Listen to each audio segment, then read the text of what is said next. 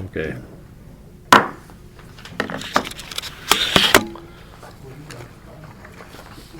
Okay, first item on the agenda, I'd like to call the planning commission meeting to order for Tuesday, March 14th, 2023. First item on the agenda is to approve the agenda. If everybody's looked at what we have here on our agenda, and there's So moved. We have a motion, do we have a second? Second round. Got a second? All in favor? Aye. Okay, approval of the minutes of the February 14th, 2023 meeting. They were sent out to you and they seemed in order. Motion. Do we have a second? Sure. Okay, we have a motion and a second. Any further discussion on the minutes? Hearing none, all in favor? Aye. Aye. We'll have this meeting done before Matt gets here. Council agenda, we have a certified resolution from the council approving the buffer amendment that we made for buffer zone area. Informational, that's all. Okay, I guess the meat of the meeting is going to be discussing the easement information, and we have a copy of the city code for utility easements and drainage easements and all that sort of thing. You want to take us through this, Mark? Sure. Okay, thank you. So the first couple pages are just the city code index. So just to talk about where's the appropriate place to discuss this. But I also included a couple areas. The back page is the section on easements from the from chapter 151 on subdivision regulations. And it talks to the easements, utilities, it says easements at least 10 feet wide, centered, overlapping, or adjacent to lot lines should be provided for utilities where necessary. Easements for water lines or storm or sanitary sewer lines should be at least 20 feet wide. Easements containing or proposed for more than one utility over 6 feet in depth shall be at least 30 feet wide. And wider permanent easements or temporary construction easements may be required where installation depths are greater than 10 feet. Easements shall have continuity to a line from block to block. Utility easements shall be kept free of any vegetation and structures which would interfere with the free movement of utility service vehicles. And then with the water course one, it says when a subdivision is traversed by a water course, drainage, or channel or stream, there should be provided a storm sewer easement or drainage right-of-way conforming substantially to the lines of a water course, which further width or construction is may be determined to be necessary by engineering service department, which should probably be changed to Public Works Department. And so what I had just one suggestion there would be in the easements utility portion where it says that utility easements shall be kept free of any vegetation. I just thought, and it's in red there, obstructions, fences, and structures which would interfere. That I thought would be one appropriate amendment. And then on the other one, on 92075 obstructions, there it says it's a misdemeanor for any person to place or deposit or display or offer for sale any fences, goods, or other obstructions upon, over, across, or under any street. And I thought there might be all right to say easement or other public property without first having obtained written permit from the council. So I don't know if the Del Rey, I don't know what your opinion is on those, but those felt like two places where they could be. Just clarified, I think, is a good idea. Mm-hmm. Is this the appropriate locations for those two things? I mean, Yeah, no, I like that. okay.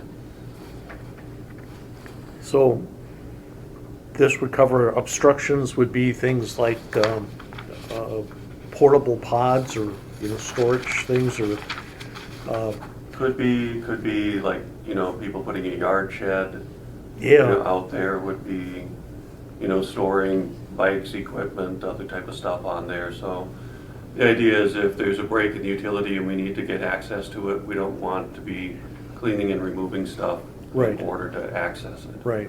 Yeah, because the problem becomes, homeowner number one buys a property and puts a fence up. And he puts the fence up on the utility easement. And maybe in the process of putting the fence up, he digs the wires, the gas, the telephone, cable, TV, whatever it happens to be. And then he sells the property a few years later, and the next guy has it, and he admires his fence and everything like that. And then he sells the property, and then the third guy is there, and something goes wrong, and then they've got to get in there and work on it. And so you want to come over there and take the fence. You need to work where the fence is, and then they're all upset because, well, that fence has been there forever. You can't take my fence down, or if you have to take it down, then they want you to pay for it to take it down and to put it back up again. So that's the problem, and it affects, anybody that's got any type of underground utilities. So, Does this pertain, it does pertain, because this happened on Cartway over on Meadowlark. The easement is in the backyards, for the electrical. And the water and and the sewer. water. And somebody over there decided they wanted to plant trees. And they thought, there's a good spot because it's kind of low in there. And, we did eventually find out about it and tell them, you can't do that. But they were pretty insistent that that was gonna happen. And it's like, so this is basically saying anything, vegetation, anything like that, we can't put that in that area then. Am I It correct? obstructs access or entry. Or entry. Like, they want to put it right on top of where the lines were. Right, you could still do grass, vegetation that Okay. way. All right. But I like the language, I like what it says, that which would interfere with free movement of utility service vehicles. So you think about that, if there's the easement that Steve's talking about, which is between Cartway Drive and his home that goes east and west, the utility Schoberg's in the city, and they have no other way to get there except down that easement. That's their only legal. Now, they'll use people's driveways, and people are always real good about that, but technically, the only right they would have would be on that easement, Yeah. and it talks about from one end of the block to the other. So, but the question I kind of had on this too was, so the easement description is in the land subdivision piece. If it's a new subdivision, is it still valid for an existing subdivision or anywhere existing? You mean this new one? Yeah, so I mean, this 15142 is in the land subdivision section of our code. So if somebody was platting some property and dedicating a public easements as part of it, this defines that piece of it. But what if it's an easement in an existing subdivision, not a new subdivision, or maybe not even platted property, but still an easement? Does this language still valid? And it kind of feels that if we carry it through to the obstructions piece, then it feels like it probably is. Yeah, and we could take a look at that, but I would argue that it is. Because I noticed in there, it's only a misdemeanor to put something there, so somebody says, well, so what's my fine for a misdemeanor, Yeah. So I don't know where in terms of teeth. Yeah, but I would argue that we have the right now, Yeah. to have them remove obstructions, but we Yeah. just have to go through the court, probably like an injunctive relief hearing. Well, what does that cost? A bit. Can you? Yeah, so, I mean, the one thing that we might want to think about as long as we're doing this is, putting the cost recovery on, if a homeowner decides unilaterally to put, I was thinking either have the cost recovery, or anything that you put on that easement has to have a conditional use permit, for example. So if you want to put a fence on the very, let's say that this is the easement. The whole thing is the easement here, and you want to put a fence on the 6 inches line, you know, between you and your neighbor, that may be in a situation where it's a 30-foot easement, that may be acceptable. Yeah, and I think that's where it has in there, written permission, On this piece. from the city. Yeah. And we've had people apply for obstruction okay, permits or, sure. being able to place stuff. And if we can take a look at it and say, hey, it won't hinder anything, I don't see why we wouldn't allow it. Yeah. When was the last time, though, that one was brought to the council? So that comes to our point over here. How do people know that they have an easement in their backyard, for instance? Because like over on Cartway, like, they didn't even know that that was there. I don't know how they didn't know because there's a huge box sitting back there, but, we'll go for, the wires come from above and drop into, anyway.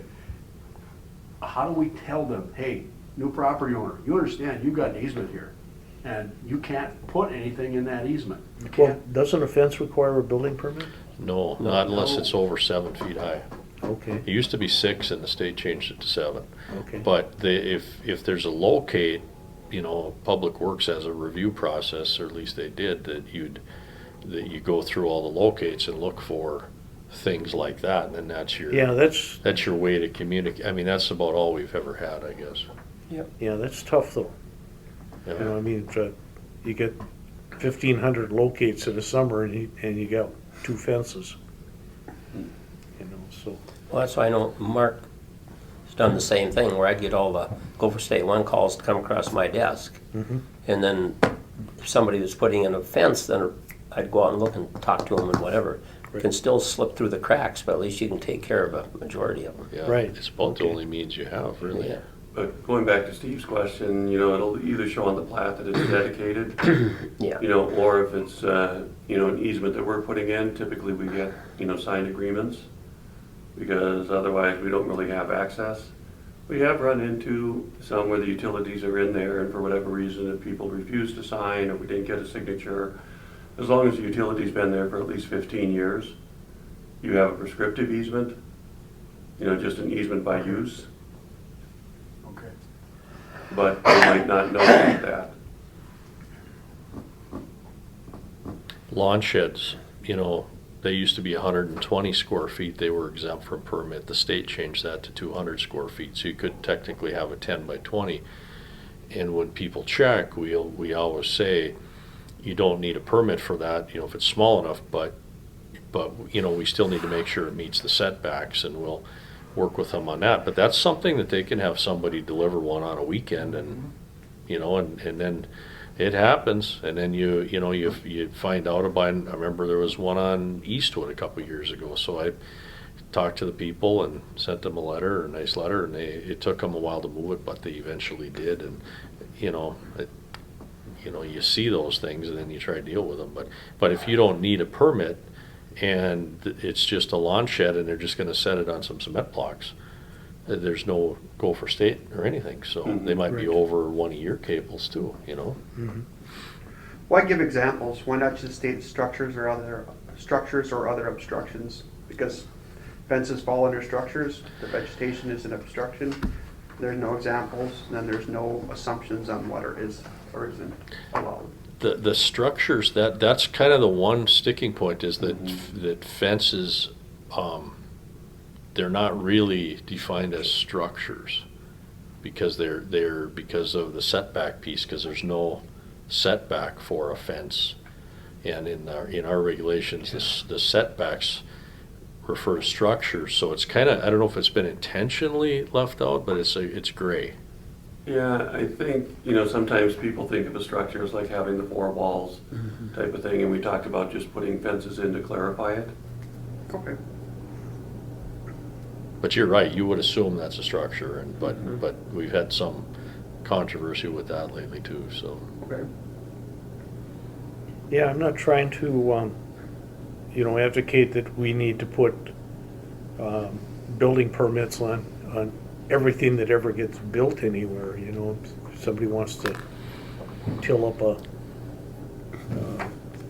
plant a couple trees or something, we don't need a building permit for that. But the question becomes, how do we find out, And maybe just the system you have now, Ron, just looking through the, what you were doing would be sufficient for Gopher State One call. On a perfect plan, knowledge is power, and I advocated for this one time to a couple of real estate people back. I said, why can't, because of this came up, why can't we have a spot on a contractor, et cetera, where there has to be a check that you have shown this property owner the comprehensive plan, so they know there's not going to be a water tower across the street, there's a park over here, all those other things that just cause problems. Yep. This would be a perfect place for that, but I know what the realtors would say, so. Do we have, on the city website, do we have a map that shows where the easements are? Or is it just all plat maps?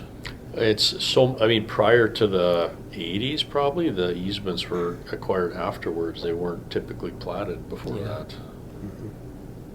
Then we ran into all kinds of problems, just like we're talking about, so we said, get the easements ahead of time. Yeah. You can always vacate them down the road if definitely it doesn't need them. So, Doesn't the city record easements? Yeah. We And so. try to, it's the best practice. Yeah. yeah. And so when property changes hands, Should be in their abstract. it should be in their abstract. Yeah, but who reads an abstract? Well, not at any point, but They do have the information, Yeah. whether they look at it or not. Yeah, yeah. If you own the property, you probably have.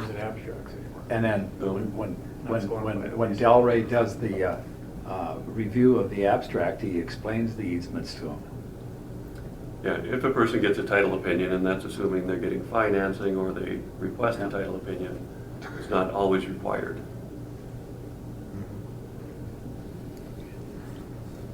I think it should be every time there's a deed transfer, the attorney's responsible. For the lender. Well, there might not be a lender. I would say that there will be a point in time when the easements may be available on the website on a GIS. The city's done a really nice job lately with the new Norm that does that work for the city. He does a really good job, and eventually that could happen, but it's a lot of digging through courthouse documents to find those easements, and it's a big deal. Well, could we look at what, say Bemidji and East Grand Forks, Crookston, Moorhead, what they're doing, and how they're doing it? Is that the next step, or Well, what are other cities doing to make property owners aware of the easements on their property? yeah. Or when it changes hands? And it benefits everybody. So, it should be something that everybody would want to do. It's just the vehicle for doing it, and as simple as possible, so you don't create, new plats. You can get a photocopy of the lot or whatever, and it can show that on there. But just one, since we have time, one example, our daughter and son-in-law in Fergus Falls bought a lot on a lake down there, and they're going to put up a home, and my daughter was kind of the project manager at the time of getting that home built. And I told her, I said, sewer and water out in front. And I said, Pauline, make sure they check the invert of the sewer out at a sanitary, because it's a newer developed area. So she talked to the engineer in Fergus Falls. Yeah, they're going to check it all. Well, the contractor put the basement in. It was fine, but it was higher than the sewer, so the city had to run the sewer all the way out. Easements, there was a water line from across the street down to the lake just to get water. That ran diagonal through this lot, so, the previous people didn't know about all those easements, so it's a problem. You mean they actually had an easement to get pumped There was water an out of the easement. lake? No, there's an easement that, for a line across the property line, and they just went, so they had to move the line. So Pauline had to pay for it. No, she didn't have to pay for it. Oh, It was on the lot they bought. Yeah. So. but you said there's an easement for it from the For the water. easement along the property line where it Oh, should but have it gone. wasn't, so, okay, so You they had know, to move it to where it was And supposed to so when she checked on the plat and everything to find Gotcha. out, well, my dad said, that's an easement over there, and so then they be. Move it, yeah, move it. yeah. So, yeah. So anyway, save a lot of trouble if people just check it out ahead of time. Okay, we'll have Get some data. Mark and Del Rey get some data. It would be interesting to know what they do to, about if someone's putting a structure, a fence, or trees or whatever. What do these other cities do to prevent or stop this from going on? Right. Because, I mean, it could get really expensive if you have to go in and start moving structures to get it aligned when somebody's basement is overflowing with raw sewage Yeah. and you've got to get it cleared. It could get expensive on every end. Exactly. Do our penalty provisions in the code right now allow the city to recoup legal fees? And should they? I don't believe so. Should we check on that also with other communities if they're, have that language, or is Yeah, that? we could see is if that they've got it legal? in there, but I think we could put it in there if it's. Would that be a needed. good practice for any penalty provisions? Well, the penalty provisions, a lot of them are just the misdemeanor or petty misdemeanor. So they're not gonna have that recoupment of cost, so it's only gonna be on the civil end. So like injunctive relief, or I'm not even sure where other civil enforcement we might have, maybe enjoining someone, from doing something, but Is this the time for you to craft a paragraph on that if it's a qualifying event that would incur legal fees for the city, that they would be recoverable? Should that amendment be done at the same time as this amendment? yeah, we could take a look at that and I can see what the League of Minnesota Cities has. Yeah, that makes sense. I mean, if somebody, like the episode we've got going on now with the shipping containers, at the end of the day, he does nothing until the last minute, and then the city has spent all this legal fees, and then he just goes and moves them to where they're supposed to be, or gets rid of them, whatever he does.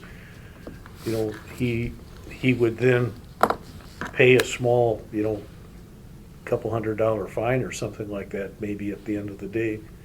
And the city would have more than a couple $100 in legal fees from, having to go get a court order and all that kind of stuff. So that doesn't make sense. It's not very intuitive for the city to bear all the costs because somebody else decides to be difficult.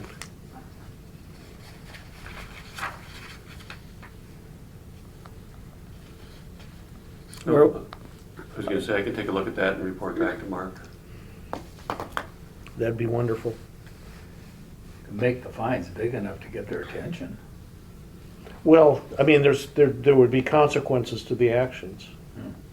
Right now, in effect, you could say, if we have outlawed fences, and if somebody needed to get in and they fought us on the, whoever it is, the city sewer department, like you're saying, and somebody's flooding and can't get in there to fix the problem, and Okay.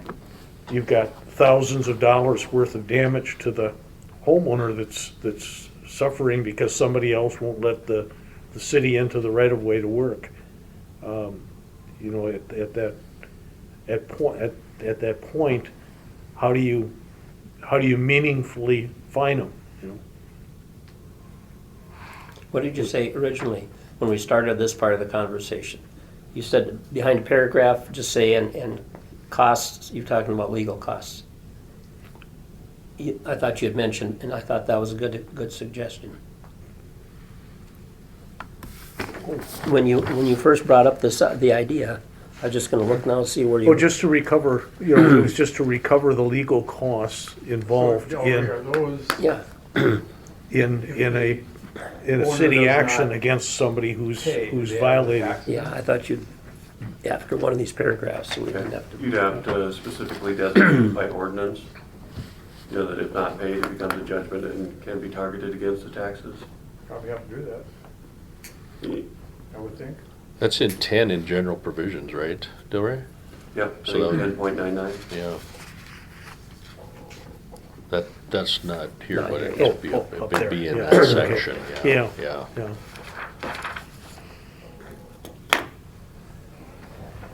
We could do like Finland.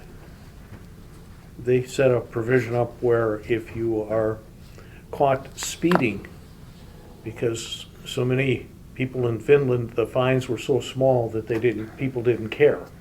So they put the fine at 10% of your net worth. And then- Oh, my God. And there was a guy who owned a majority share of Nokia and sold it to Microsoft for $7 billion and went out and bought himself a Testarossa and went sailing through a community at 100 miles an hour in a 30 and got taken to court, and they went after $700 million. Did they get it? I don't know if they did or not, you know. Probably not. I bet you he'd be moving. He probably went to Switzerland, you know. I was gonna say, there's gotta be someplace he would've Yeah. gone, Yeah. Tesla or not, to get out of there. Yeah. But he probably won't speed again. No, that's true. At least not in that At village. least not there, yeah. Not in Finland. So, okay, any other discussion or comments? Two things. Certainly. Hunter's Outlet is closed. They still have that storage container. Do you remember? Once they're done, it's over, correct? It goes away. That should be the way it is, yeah. I mean, I will give Community Consignment, his blend's right in the building. You can't even see it there. He's actually done a pretty good job of making it disappear. One of Hunter's Outlets is deep dark green and it stands out like a sore thumb, and, you know, it's right up to the edge of the sidewalk. So if there's any possibility that I imagine they're gonna sell the building, I would think, does that go away or does it get to stay there? Any ideas? I can take a look at it specifically, but my inclination is to say as long as it's still being used for commercial use within that properly zoned area, that the grandfather Carries over. carries over as a continuous use. Now, if it changes to a different use, you know, so that it's not commercial, or if the new owners move it out, they can't bring it back yet. Okay, that's what I was thinking, okay. One more thing. And I know we didn't deal with this because we weren't able to, but chickens have come up again. And you all know that we passed an ordinance that apparently it is allowable to have chickens in the city of Thief River Falls. Last night, we found out that we have 2 applications for chickens within the city limits. The problem that they've run into is they never specified who was going to go out and make sure that these How are many going to be chickens you compliant. Well, that's one thing, how many chickens, and that the space that they're going to use is compliant with the ordinance.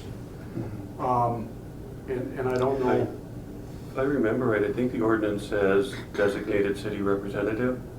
I don't know that we've designated anybody, or Bingo. whether it would be the animal control officer. we don't have one. Okay, We were talking to the police last night. They don't want to go out and measure and look. And I said, well, they want the building official to do that. It's a $25 fee right now for the permit. That doesn't even pay their building official to start his car, much less start mucking around in somebody's backyard. I'm gonna bring this to Public Works, because Public Works is in charge of the building official, so I'll see what they say, but I just wanted to let you know that those permits are hanging out there right now because there's no one to go and say, yeah, they meet the qualifications of our ordinance. My thought is, and I talked to Mark, perhaps this has to go back and this has to be set in on who's supposed to take care of this? Yeah, you could go back to council and they could designate whoever they want to have that authority. You know, there was a couple of weeks ago, I don't remember where I read this, but it was on either one of the TV shows, they're talking about chickens. And this doctor was talking about the health, what problems with the health of the chickens, touching the eggs, touching the chickens. Kids shouldn't be holding those chickens. They can spread bacteria and germs like you would not believe. That's one thing that you guys, nobody looked into. Should have been approved. I voted no. Yeah, I mean, this doctor All was. chicken farmers should be dead, in other words. No, they're not supposed to be like a pet or Yeah. they shouldn't be in, they should be controlled. They shouldn't be in where your kid next door can come over there and maybe touch the egg or touch the, not saying they're gonna get it, but there's a chance that they can. That's the old ordinance that said that you couldn't have any farm animals, and then it defined chickens as farm animals, so you just couldn't have them in town, period.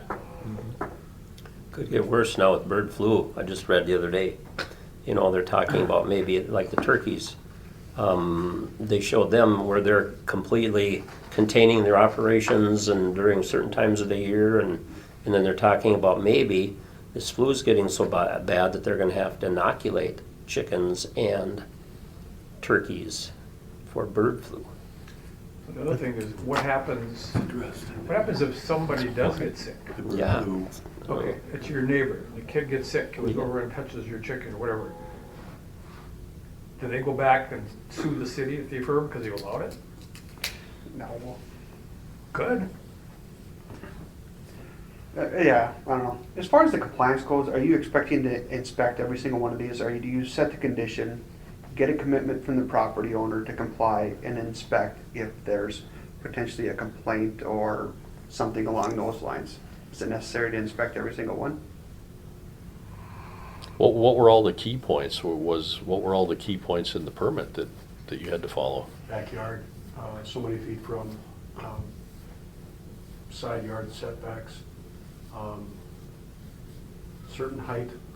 The coop has to be a certain height above the ground, can't be on the ground.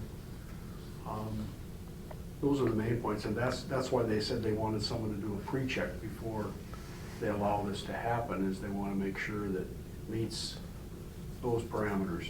And then it's a limited number of them too, right? 4. 4. I don't want to get us in trouble here because we aren't dealing with this, but I'm just letting you know that this is coming back again. We're going to have to make a decision on how we're going to handle it. But I thought we were kind of boxed out of this whole discussion by the certain members of the council. Well, we were, but now it's been brought back, and as far as I'm concerned, this has to do with community service and what we're dealing with, and we need to know, what are we supposed to do? Is there more to be added to this ordinance? Should we define precisely who needs to go out and take a look and make sure that they're meeting the parameters? Which Right now, the 2 permits that are out there are on hold, because nobody knows exactly what to do. Which committee dealt with it? Which committee dealt None. with? None? Well, public safety, Public safety? public safety. So that's probably where it would go back to them, huh? Well, that's where we started last night, and that's where I made the argument that the police are probably, this is like a dog license, basically. You're licensing to have chickens, so you guys need to go and check and make sure that they meet the parameters of the ordinance. Well, they didn't want to do that because they don't feel they can measure and they don't know where lot lines are, and I understand that, but who is? Building official. Wow. Wow. Is that expensive? I mean, that's really expensive when you start thinking about it. You're gonna send him out there to measure? I don't know. They approved it, they better take care of it. Then one other comment, thing that came up at city council in regard to planning commission was if there's a permit or a conditional use permit or something that the planning commission denies, they want to make sure that that goes to council as well. So it's not just the recommendations that you guys are recommending to pass, But if there's a decision to deny, you know, that gets forwarded as well. And I think that's consistent with past practice too. Yeah. Yeah. Yep. But just to let you guys know that was brought up. They never listen to us, but They're pretty We good. tell them we don't have any authority to do that, Mhm. you know, so. usually I guess that we send up a recommendation to pass or deny. Yeah. Mhm. Yeah. Okay, any other business for the group? Just like when he mentioned the containers, there's one sitting out there at the new Dairy Queen. I presume that was just for construction and gonna be moved. Just sitting out there in that little grove of trees. I would certainly think so. And then the two up here next to this business that were supposed to be for original just storage, well, they're running their snow equipment in and out of there and during, that was going on even last fall, so I don't know if that's gonna be a permanent type thing or what. Where's that at, Ron? Right, building next door, farming equipment or seed up here. Oh, But that's Log industrial. Farm. Aren't they allowed in industrial? Yeah. Yeah, they are allowed in industrial. Okay. If it's all industrial, then Okay, then if they're that's okay. industrial then. And if it's C2, they would be allowable, just not in C3 or C4. Okay. Reason to bring it up, we Residential. talked about it once before, and then somebody said, well, they were gonna be moved afterwards, and I see that they aren't, so. So, yeah, otherwise I haven't seen any other ones around. I can see what that's all. I think we determined it's more industrial, because I understand.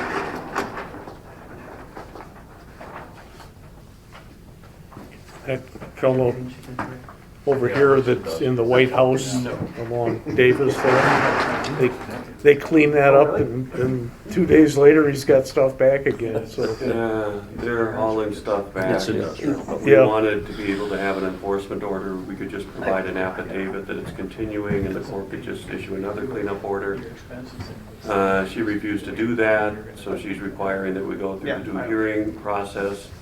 And so we have to provide service, notice, schedule it for a hearing. And Nate's in the process of moving that forward as well, so You know, it's just, the Davis Avenue house. Yeah, I know, but don't we have till June first before it lapses? Because they want to bail. The stuff, the snow is melting and all the stuff's underneath it. Right, yeah, no, we can We're clean it up, yeah. Yeah. Yeah. yeah, it's, They're bringing more stuff now, it's like. it's funny the guy doesn't declare it all as art. You know, say it's artwork. I'm making an art statement. But, okay. Any other? Okay. I guess Chair would entertain a motion to adjourn. Motion, Ron. We have a motion. Do we have a second? Second. Motion and a second.